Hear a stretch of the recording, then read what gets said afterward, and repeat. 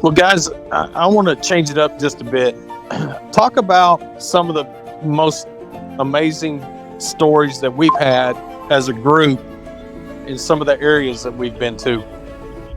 Oh, yeah, especially the one at Hanabi. Right? Yeah. Oh, awesome.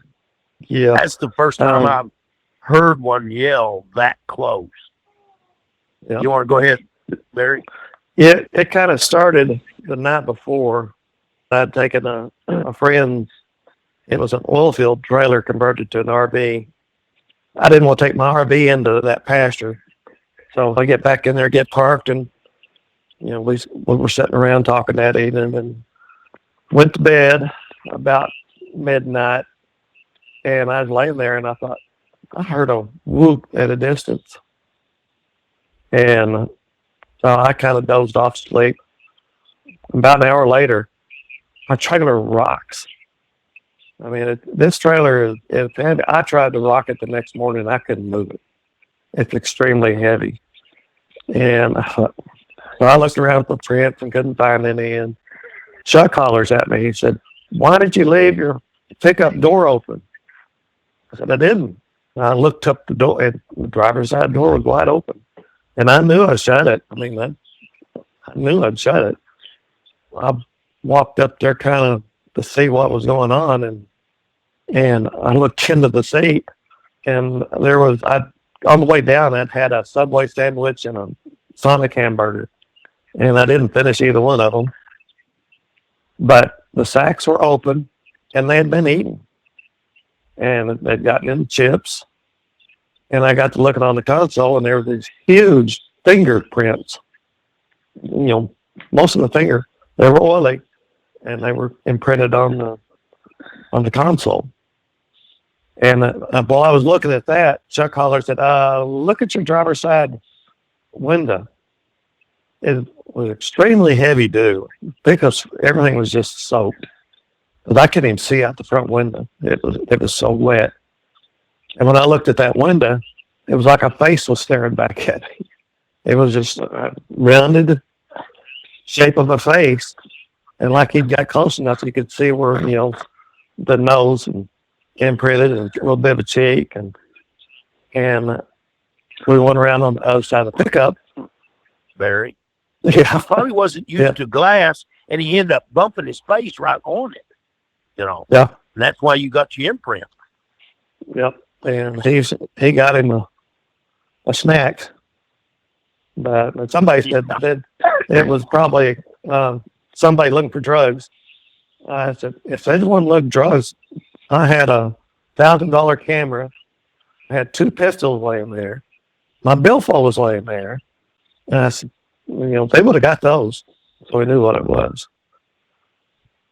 Let's see. I think it was the next night we went west of Honabi. Yep. And we stopped up on that hill. I don't know what we were 6-7 miles over there. Yeah, I think so. Just a little narrow road, and I had my thermal, and we got out and we were listening. It was real calm, quiet night, and I started picking up something in the road about an eighth to a quarter mile away from us. I remember that. And it was just staying in the road. And then a couple of guys walked down towards it. And while they were walking down towards it, all of a sudden, to our left, I hear a quail. And one of the guys there said, "Well, it's just a quail." I said, "When have you heard a quail at 1 a.m?" Yeah. They're not going to give away exactly the position. Right. Yeah. And you don't hear that. No. And that wasn't far from us. It was pretty close. And about that time, the guys started getting close to that heat signature. And the closer they got, it moved off into the ditch and then kind of in the brush. And they came back. Well, it moved back into the road. Yeah. Oh, and they said that they didn't see anything.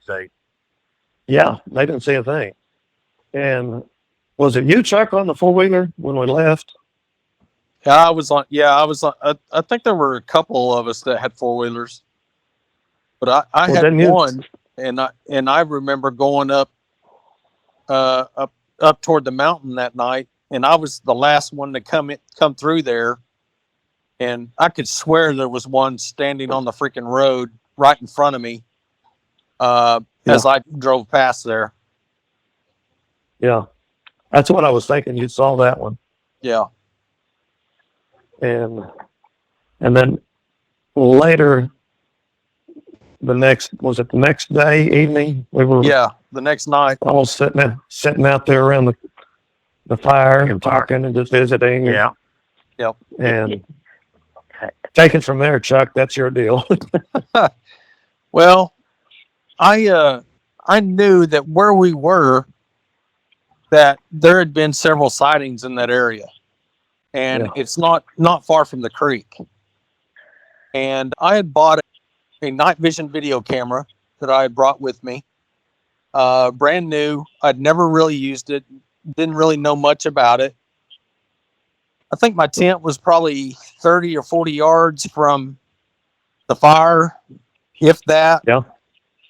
And I went over to my tent because that's where I had all my stuff, and I got that camera out. Well, I was snapping some pictures and some video and didn't really know what I was actually shooting at. I was just trying to figure out how this thing worked. And unbeknownst to me, I didn't know until I got home and started looking at the footage that I'd actually captured one.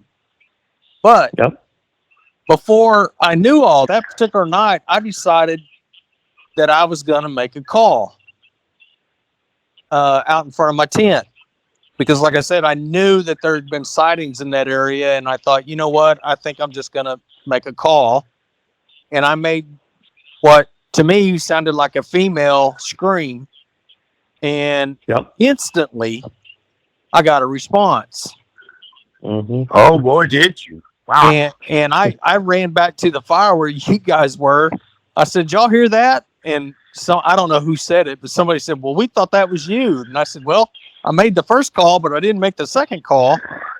Hey, you come running back saying, guys, that wasn't me. That wasn't me. Yeah. Right. I mean, that's right. That was loud. Yeah. Boy, Yeah. that was loud. And Let then, me take over now. okay. Because Chuck, I mean, the other guy was 6'2". Yeah. Barry is 6'3". Yep. They all headed over toward where that sound came from because we thought we saw something. I said, I saw his eye over there.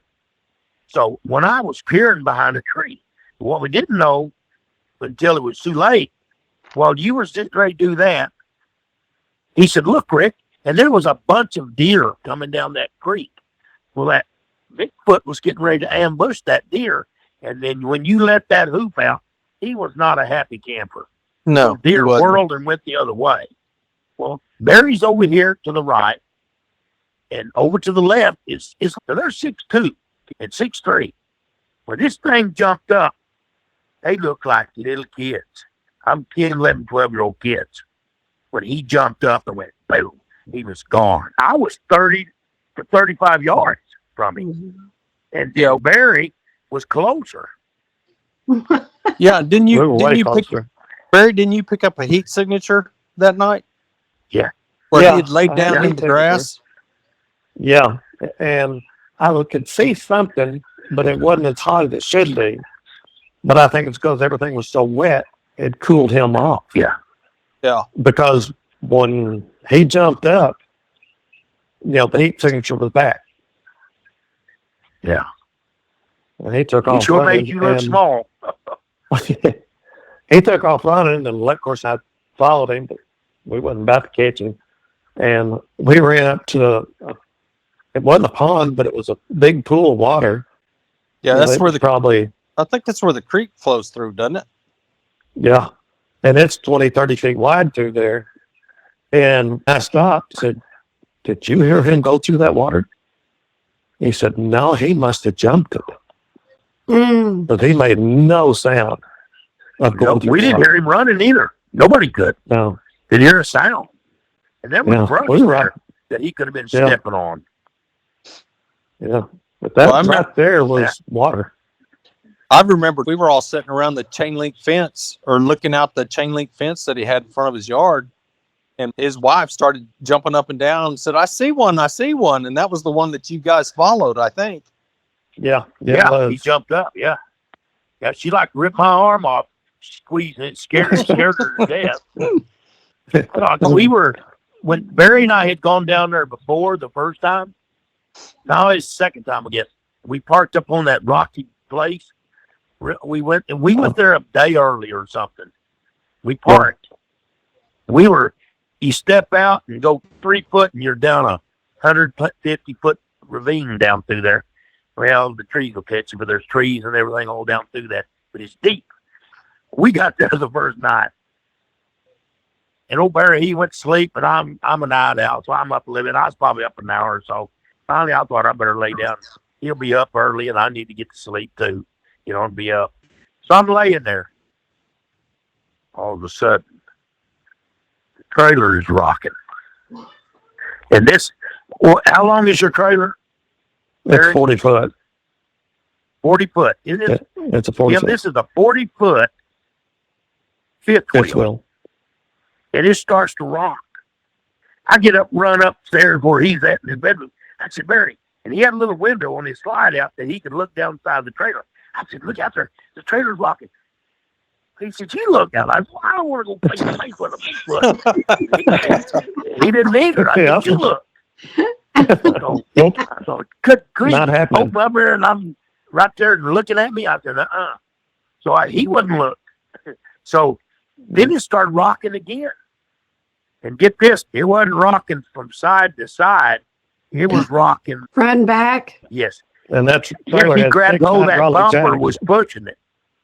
He was pushing on that bumper. Because if he'd have pushed on the deal, it'd probably pushed right in, come in there and said, tickle me. Or I was right there. That trailer's sitting on 6 hydraulic jacks, too. Yeah. Then I hear just real short like that. And it quit. And they walked away. Well, we tried looking for tracks, but there was big old rocks, so big. I mean, it hurt even on your tennis shoes almost walking. I don't know how they do it barefooted, but you couldn't see any tracks. They were pushing the dirt around, and there's too many rocks. But I wished I'd have looked back and looked at it, but I wouldn't do it. I didn't want to be face to face with him. Yeah.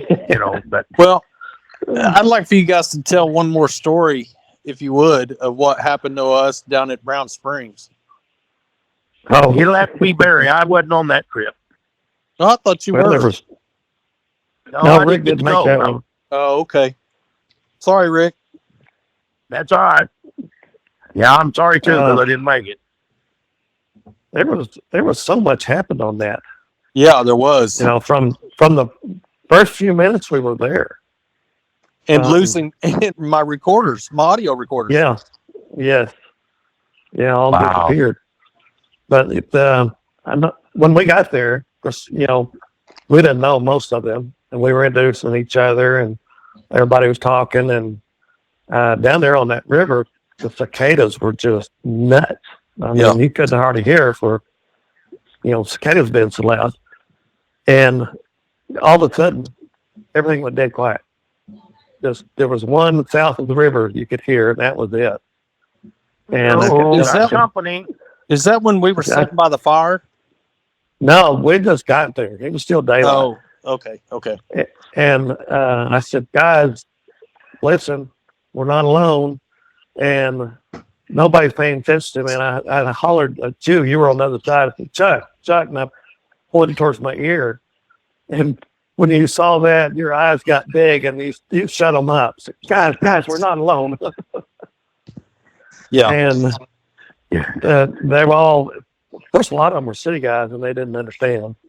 And we were sitting, we'd all, been talking. It's about 30 minutes later, we sit down, and there was a lot of Johnson grass down in there.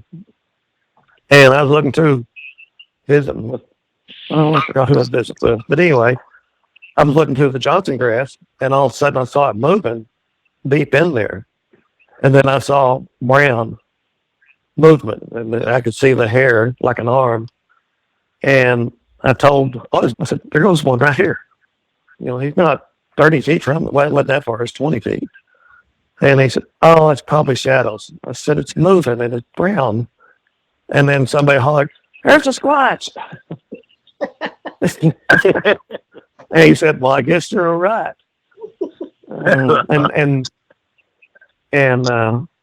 it was after that, we decided to, well, you went and put your recorders up. Yeah. And then we went as a group walking through. And then we got to notice we'd hear, little tree twig snaps, the branch, small ones snapping, and it'd be different directions. And then we heard rock clack. And then when we got in so far, we turned around to come back. And I think it was me and we're in the back, bringing up the rear. And behind us, as soon as we turned and we changed directions, I hear this go, rock. And I looked at Barry and I said, did you hear that? And he said, yeah. I said, what did you hear? And he said, rock. And then I hollered Shaw. I said, there's two behind us. And because we knew there was, some day watchers watch us through that whole deal. But that was interesting to hear it say rock. Yeah. Was that the same night that we found the structure? That was no, that was the next day when we moved over to the other one. But we went down to Brown Springs, and you were getting eyeshine down there. We had one watching us down at the cemeteries. Yeah. And then that night's what was pretty active. Yeah.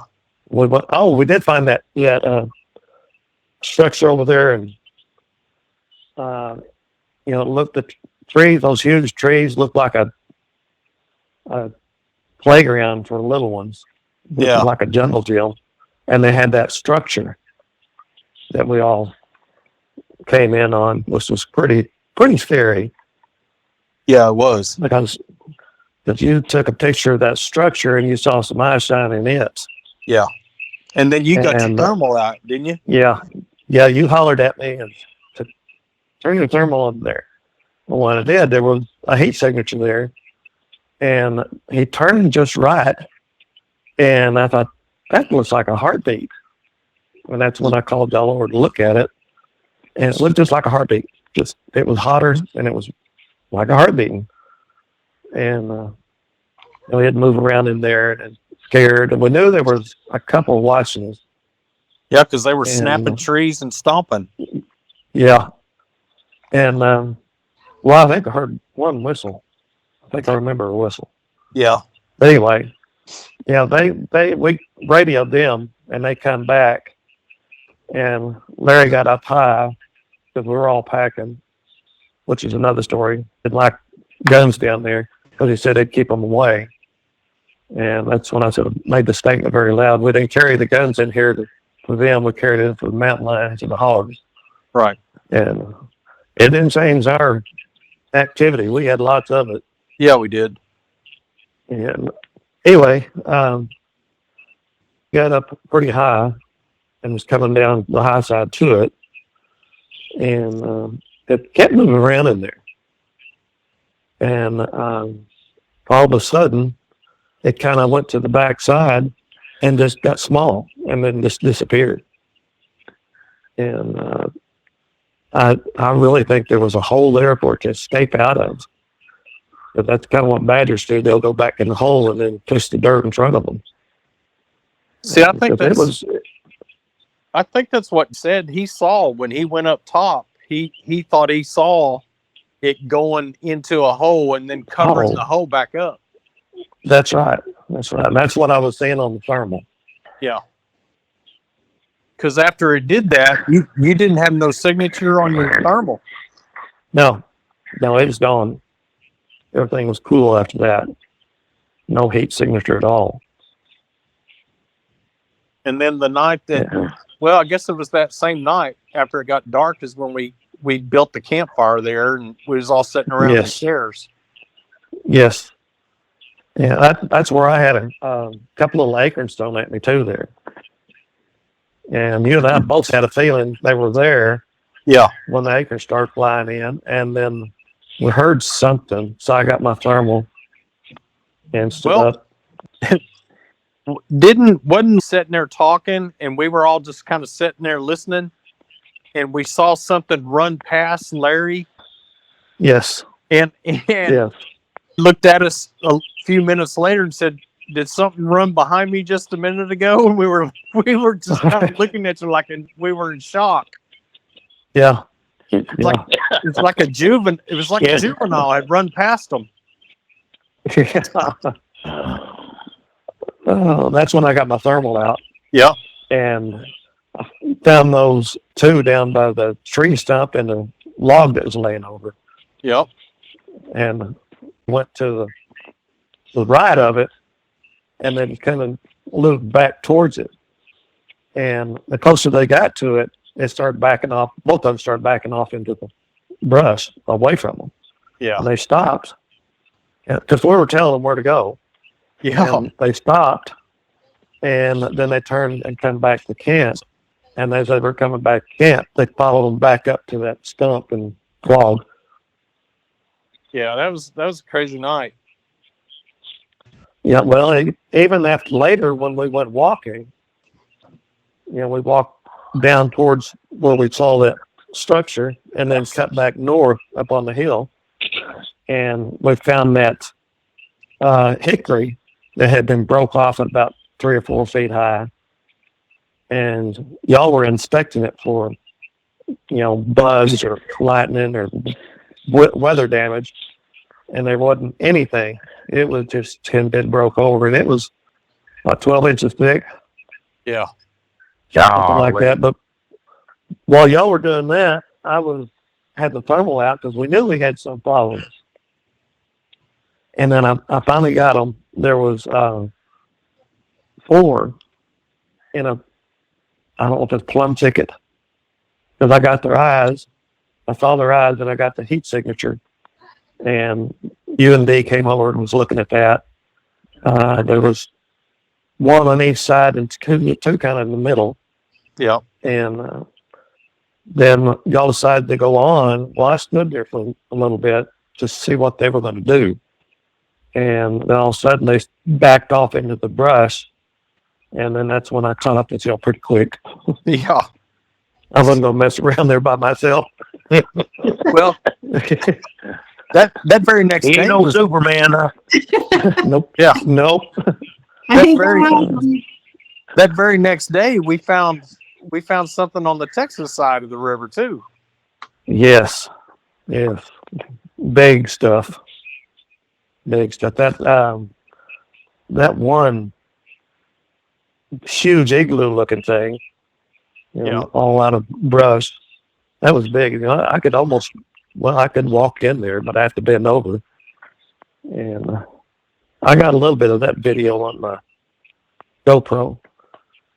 And but I don't know how far across was that thing. It was pretty big. I'd say 7 or 8 feet, maybe. Or you think it's more than that? I was thinking 10. All I know is all I remember is when we walked up on it. We couldn't see it until we were right on top of it. Yeah, it was well hid. Wow. And those cottonwood trees, you remember those? Yes, broke off at 10 and 12 feet. Yeah, crazy. And cottonwoods don't break there. They either break the very top of the branches or the whole thing comes over. Yeah. Yeah, and there was 6, 7, 8 of those. Oh yeah, I still got pictures of those cottonwood trees. I took pictures of them. Yeah. And we'd heard that there was a huge one down there. Oh somewhere. And I don't know, Chuck, this may have been you. I don't remember, but they were talking about the Brand Springs area, and it's eerie and it feels threatening. Have y'all noticed anything like that? Well, around the cemetery you did, didn't you? Yeah, it was Cemetery. Kind of creepy feeling. Yes, at the cemetery. But that first night we were there, we were around the campfire about 11 o'clock one night. You know, it's down there where hardly any traffic. Just rarely hear cars go by. And it's about 11 o'clock and dead quiet. And all of a sudden we hear, the best way I can describe it was a witch's cackle. And it was loud. Everybody heard it.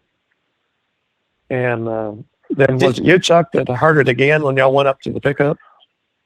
No, I never. I heard it the first time, and I kept thinking to myself, "Well, I got an audio recorder right up there where the cemetery is. I'm going to get some good audio." Yeah. And what'd you hear? It was like a witch's cackle. Yeah, and I think Okay. Loud. I was wanting to go to Brown Springs, but I'm done. I'm not going to Brown Springs then. I think Forget that. I think somebody else actually walked up to the road because they thought somebody was up there on the road in a car or something. Oh, yeah. And when they got Yeah. up there, What does it sound like? there was no tire tracks anywhere. Just a witch's cackle. That laugh they make. Oh. Oh. And the crazy thing about that was that when I went to get that last recorder, because I couldn't find my other four, I found that recorder up there at the cemetery. You know, I thought I was going to get some really good audio out of that cry. And because I had one recorder, that was the only recorder I found, was the one that I had put out there on the cemetery. And when I got it, you can hear me turn the button on, and you can hear us all talking as we're walking back down out of there. And about 2 or 3 minutes after we get out of there, the recorder stops. Oh, I didn't get any recording off of that other than us walking through there. wow. Huh. And that would have been that would have been some really good audio. Yeah, yeah. Shoot. That's not good. Something to go along with the Bigfoot stuff. Since people know I talk about them, I've had 17 local people come to me, tell me their stories here locally. Really? And it's just continuing to be more and more. Oh, yeah. It's just, What type of encounters are they having? most of them have been crossing the road. Yeah. They've been across the road. It's been a lot of that. Some have been out feeding horses and pulled up to the gate. There's one behind the tree watching them. That was right over One, right. yes, just about 2 miles from me. And that one was in town. One's Spencer town. He said he woke up one morning about 2 o'clock and he heard something out back of the house. He said it was cool outside, so I had my windows open. And he said I walked over the window and looked, and in the alley, the dumpster, he said there was something bent over in it. So he was watching it because he couldn't figure out what it was, and all of a sudden it stood up. He said it was big and it was black and it was hairy. He said, he asked me, would they come into town? I said, oh yeah, they'll come in and look in the dumpsters, and said it's easy meals for them. Yeah, we know that for a fact. Yeah. Yeah. Parker City. I was a lady. So 20 years ago, she's 17, I think it was. And her mom was taking her dad. He worked on a rig and he couldn't leave the rig. And they were bringing him some food and some clothes. And it was dark. And she turned the corner on this dirt road, and it's down a low spot, trees everywhere. She turned the corner and she went, oh. And so she just kept on going. So when she got up to the rig, she sat there and stopped, and she asked her mom, said, did you see that back there? She says, you mean the Bigfoot that was looking at us around the tree? Yeah, I saw him. I'm going, I would have never thought this lady would ever say anything about it. But I told her I did that. I started that. And I told her about Barry doing it, and he got me started. And she's had that. And you will never believe the people that they want to tell it, but they're afraid people are going to make fun of them, Yep. and harass them about it. I'm been back toward Barry's house, and I looked down there, and it was kind of a little bit of a sunny day, and I'm looking, I'm going, wow. They were standing on looked like a piece of pavement or something down there, or concrete of an old bridge or something down there, and they were in the sunlight. I'm going, wow. Didn't think about them being Bigfoot standing down there, you know. Oh yeah, I think Remember that place?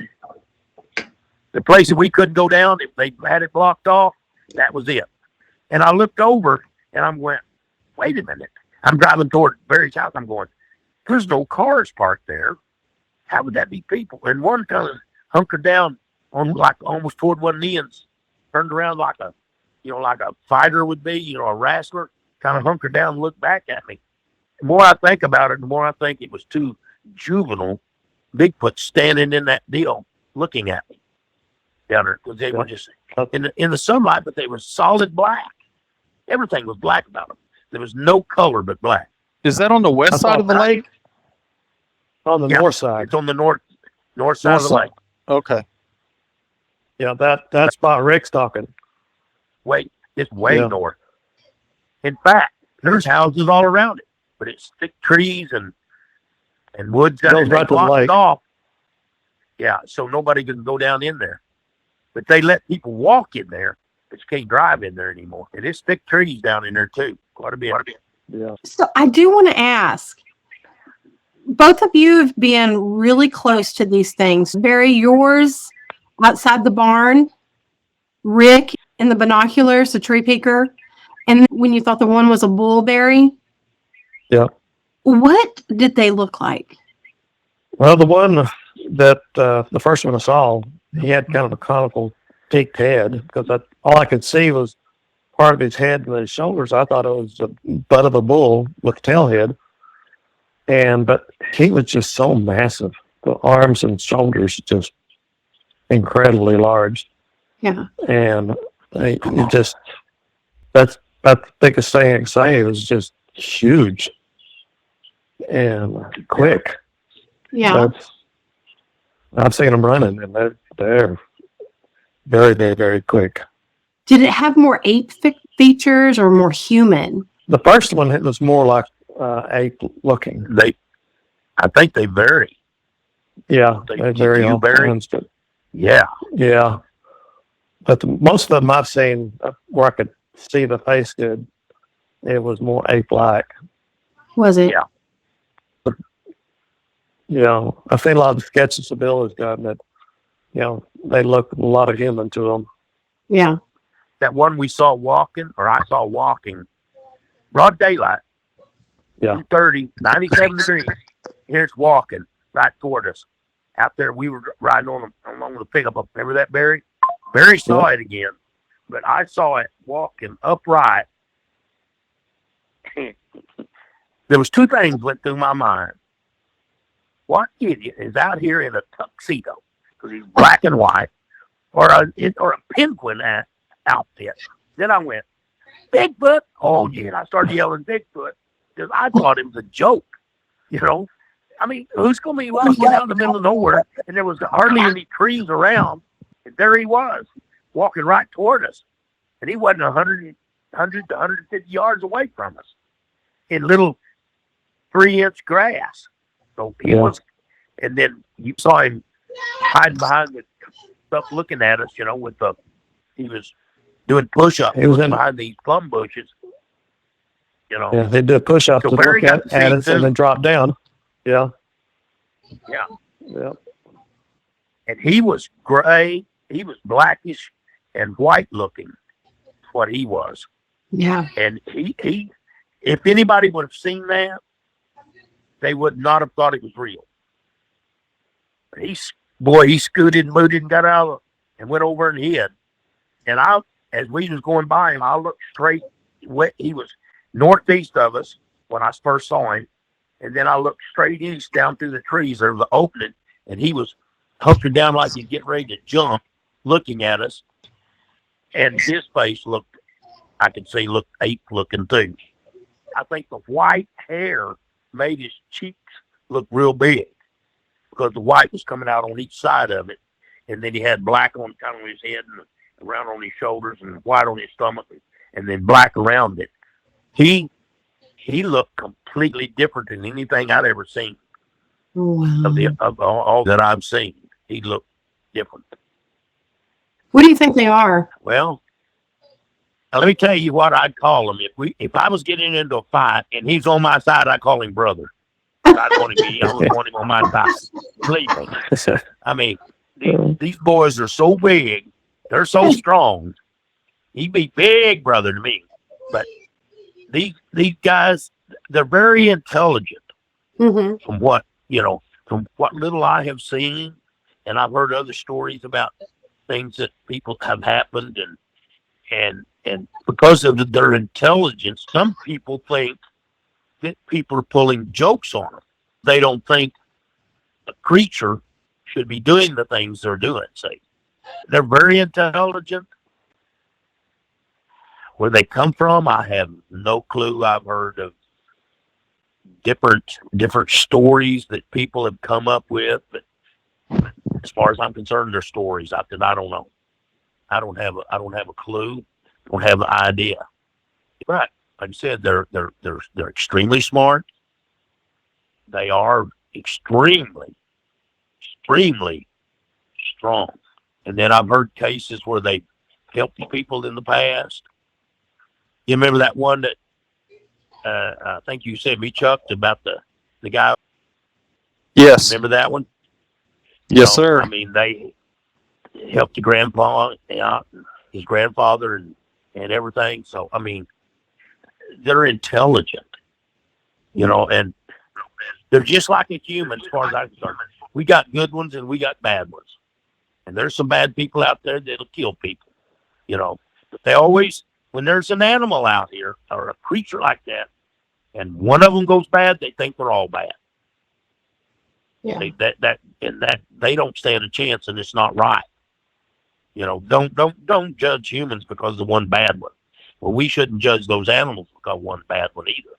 Yeah, I'll take the precaution, sure, but you don't necessarily have to judge them. Yeah. I'll never forget. Yeah. I went when I was with Barry out there, and he got that word Oganali, Lisan Oganali. Lisan is the Cheyenne for that Lisan, but I always said Oganali, and I was out there a lot of times, and I'd put my hand up and say Oganali, wait, Oganali. At first, I felt kind of stupid, kind of silly, but I thought, oh well, Barry's here, he knows I am anyway, so it doesn't matter, So I just say that and go on with it, and stuff. And I said it. Well, one night I'm sitting in my house. I've lived here this July or August. My son was born in May, 38 years ago. So I've been here coming up on 38 years. Never in my life have I ever heard an owl hoot here. One night I watched the TV, and I hate the commercial, so I muted it. It was 11:50. I'll never forget. All of a sudden, I hear the sickest owl hoot I ever heard in my life. And it did it 4 times. I'm going, that was not an owl. I peeked outside and looked. I opened my door. I didn't turn my light on. And I stepped out on the porch, and I'm looking around it, see if anybody's around there, see if I could see anything moving. I even went down all the alleys around to see if I could see any smudge marks on any of the dumpsters or whatever. But I thought that was somebody. But what amazed me was the fact that approximately 2 weeks, or a week or so, something like that, 10 days, after I'm at Barry's saying Oganali, then I'd tap my chest and say Oganali and hold my hand up again. And I was trying to tell him I'm a friend. The hoot owl showed up. Mm. Maybe it was just a coincidence. I don't know.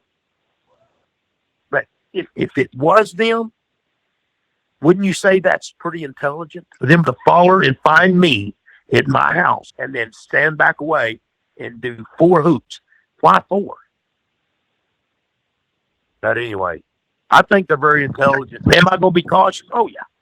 Am I going to have a gun with me? Oh, yeah. And like go in for the hogs and and stuff like that, and the mountain lions. If there's some in that area, you need that for your protection. And you may come across a rogue one maybe got rabid bit by a skunk or ate something that was rabid. We don't know. And caused it to go maim. Well, you need protection for something. You don't necessarily have to use it, but there's times you may need it. Better to have it, not need it, not have it. Exactly. And I want to thank y'all. I appreciate this. I really do. I'm honored you asked me to be on here, and I want to thank you for having me on there. Aww. I really appreciate it. Really means a lot that you're here. So I appreciate it more than you'll ever know, probably.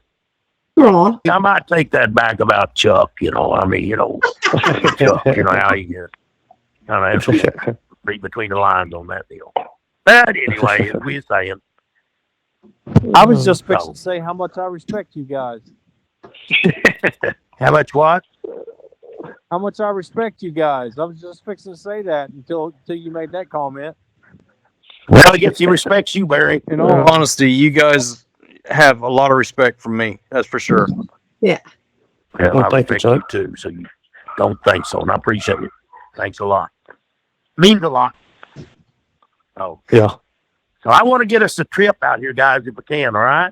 Y'all Do get it. Yes, sir. Do it. You have All been right. tasked. We'll see if we can get going out here and everything. So I asked Barry, and he said, well, I said, I know. It depends on whether you got to run or not, Hey, Barry, are you on 24 hours every day? I get 1 weekend off a month. Oh. That's the weekend. Ah, Weekend where Barry, he gets about 1 weekend off about every 5 or 6 weeks. It's not every month. It's supposed to be. Yeah. My kids are slave drivers. Hey, that's bitch. Yeah. That's called payback, Barry. What category would you put them in? Because I don't know. I'm all over the place. Well, I kind of am, but the things I look at is what they're possible of. You see the ape genetics, Mm-hmm. and some of them you don't. But one thing that really stands out to me is apes don't have vocal cords where they can speak, and these things can mimic us very, very close. I mean, you sound like somebody you know. Yeah. See, that's why Yeah. sometimes I'm total Gigantopithecus blackie. Like I'm totally in on that. I don't know necessarily if it's Gigantopithecus, but on that side of the aisle. And then other times I'm like, they're mimicking. Yes. So I'm like, They mimic. yeah. And it's, so many people have swore they was somebody else they knew that was talking and wasn't even them. They Yeah. weren't even there. Yeah. That one that was swinging to the trees, if you saw it, you'd Yeah. swear it was a chimpanzee. Isn't Yeah. that crazy? I believe that there's different types, but what are they? I don't know. Yeah. Have you seen the research, the DNA research that Melbourne? What did you say? Yeah, she was talking about the DNA. We're very thorough at it. That she got it down to the male was ape, and at some point the female was a human. Oh, And Really? there was something else mixed in with it. I'd like to listen to that again. But when she's was done it. this? Excuse me? Has she been studying more about it? Oh, she's got a lot of research on it. Huh. And she really, and she doesn't just do it halfway. I mean, she goes farther than she needs to as far as filtering and make sure there's no contamination. Yeah. That poor lady she's- got pulled to the ringer, man. Yes, she has. But, there's so many theories out there. But one thing I know is, they've got vocal cords to be able to do what they do. So that's a human trait. Yeah. The last show, Mike, he said that that this one, he believed it to be a male rogue, maybe a juvenile, maybe not. Said that it would always come around or interact whenever he wasn't around. But his wife heard, hey, And I asked him, did she say it sounded like him? The first one was real low, almost like a whisper. Oh, Second one was louder, and they're mimicking. It's just crazy. yeah. Yeah. Well, nobody's ever come close to sounding like my grandson. Yeah. When he says, hey, hey.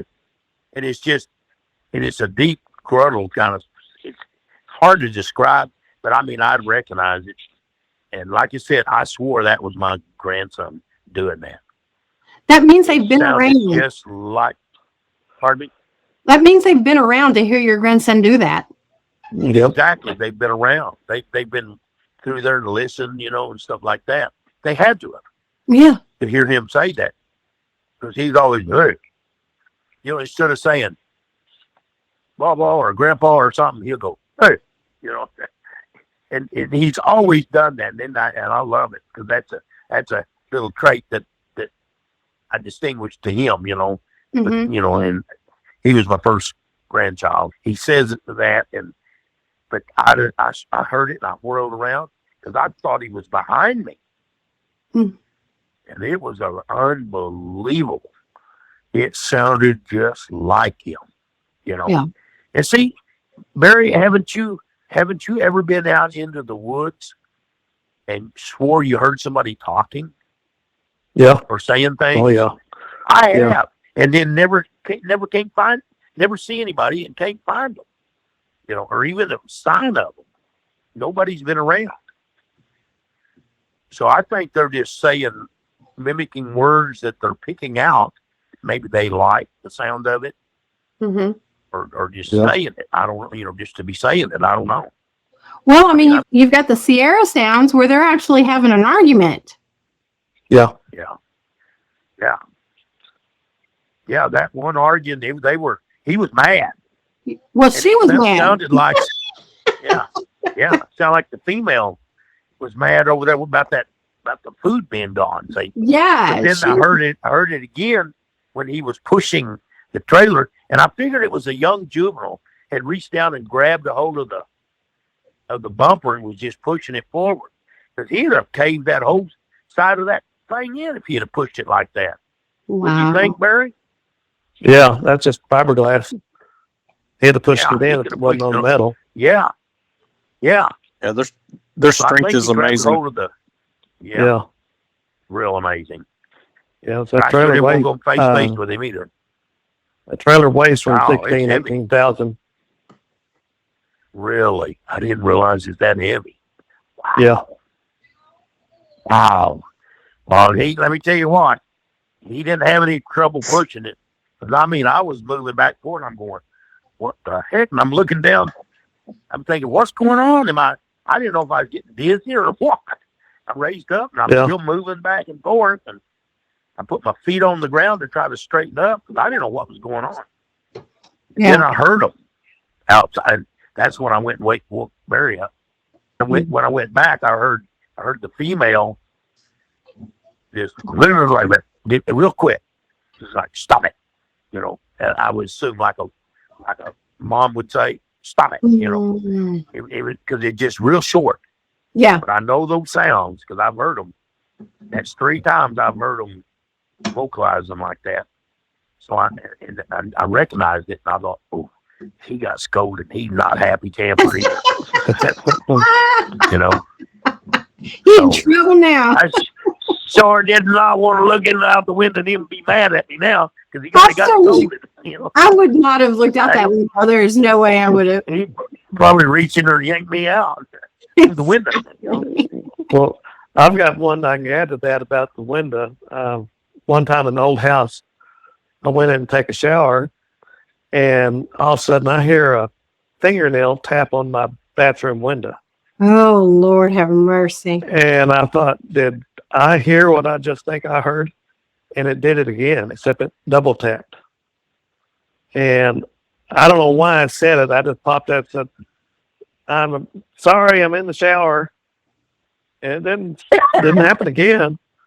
I don't know why I said it, but I'm standing 3 feet from this window and it could just, and so next day I went around to the bathroom window outside, and that window is like 6.5 feet to the bottom to even get to the window to start. Wow. And I looked up, and the screen on the window had fingernail drag marks down it. Yeah, that one is was Hey, aren't you glad he wasn't laughing? well, probably was.